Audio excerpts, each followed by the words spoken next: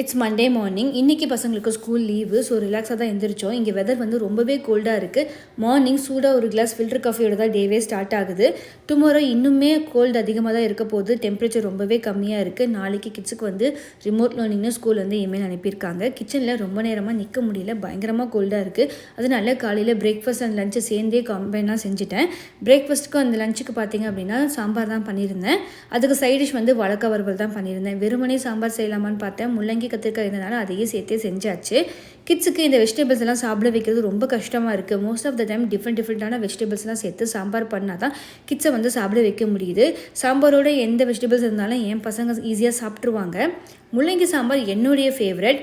ரொம்ப நேரமாக கிச்சனில் இருக்க முடியல. கையோட பாத்திரத்தையும் கழுவி க்ளீன் பண்ணி வச்சிட்டோம் அப்படின்னா கொஞ்சம் ஹீட்கிட்ட போய் நின்றுக்கலாம். அதனால் சீக்கிரமாக இன்றைக்கி ஒர்க்கெல்லாம் முடிச்சாச்சு. இன்றைக்கி பிரேக்ஃபாஸ்ட் வந்து பார்த்திங்கன்னா தோசை, சாம்பார். இந்த வீடியோ பிடிச்சிருந்தா மறக்காமல் சப்ஸ்கிரைப் பண்ணுங்கள்.